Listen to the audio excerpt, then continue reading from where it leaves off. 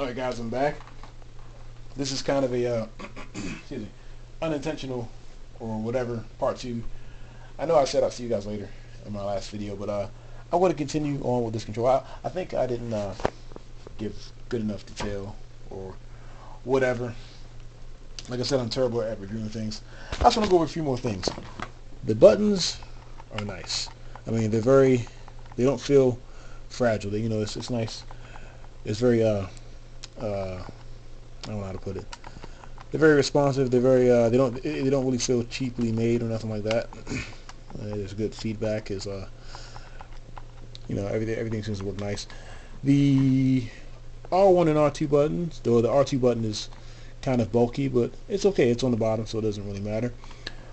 The upper shoulder button, or the R1 and L1, they're pretty good. They get the job done. I don't know. It's kind of a newer experience having a bigger R1 button to press, because it's significantly bigger than these little nubs. The control sticks, same thing you find on a regular PS2 controller. Very responsive, especially during gameplay. They're very nice. When you plug them in, I believe they all light up. But here's my Houston Rockets one.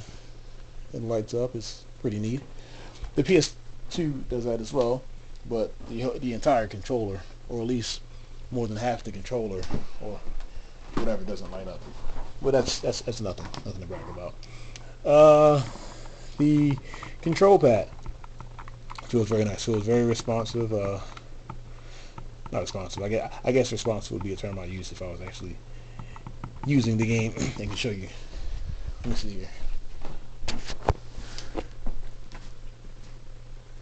There we go. Everything is nice and responsive.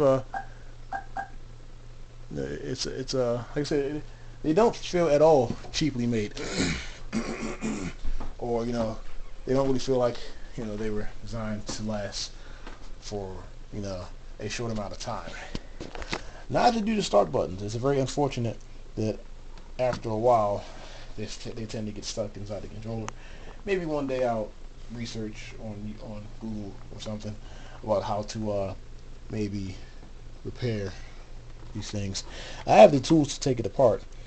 I just don't have the know what I'm doing to actually do anything with it once I take it apart. I don't know, that kind of stuff. But what else? Everything feels great. Everything clicks and whatever. You have a button right here, mode. I'm not exactly sure what that's for. I know when I press it on my other controller that's plugged in, it doesn't really do much.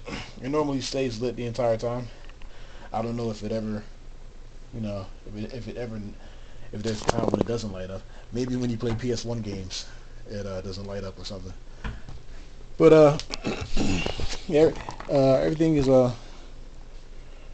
nice and tough. The controller's it's not really that weighty, but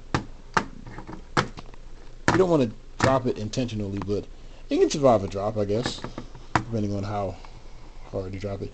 The only thing is, I guess some people, if you're the kind of person that likes to wrap your controller, wrap your cord around your controller, then you may not like this controller, because it's kind of hard to do that. It's not hard, it's pretty easy, but this part right here is very, very stiff. But the grips, believe me you, these feel very nice. They're right here, right on the palm, and it's very nice. It's also good because, like me, I sweat, and on a PS2 controller, when I'm sweating or when my hands sweat sometimes, all I have is just this slick controller to grip onto, or this grimy controller to grip onto. If I'm sweating a little bit with this, at least I have this thing right here to keep my grip steady, or not steady, but it's nice to have something that with some traction, that can hang onto your hand, or that feels pleasant, whatever. The controller is very competent. It's a very competent device or controller, whatever you want to call it. It works fine with every game I've ever tried. If you are a person that likes fighting games, and for some reason you like using this thing, because when I play fighting games, I like to do most of my moves with this thing. I'm never used to these. I was never used to them in the arcade, and I'll never be used to them now. When it comes to fighting games, everything else, adventure games, platforming, first-person shooters, third-person shooters, sports games, I'm fine with. Fighting, I mean, I know how to use it a little bit. I can do like Hadoukens and Dragon Punches and Hurricane Kicks, but other stuff I'm not really too good at. Especially when I play Mortal Kombat Trilogy or something like that. I like to use this thing. So if you're a person that likes fighting games and you like to use this thing, it may feel kind of awkward uh, using this for a fighting game. I mean, I don't know. It may or may not. I guess it all depends on the skill level of the player. But these are not, they're not cushioned. I mean, they are a little bit, but compared to the nubs on these things are very, very smooth. They're not too slick, but they're smooth.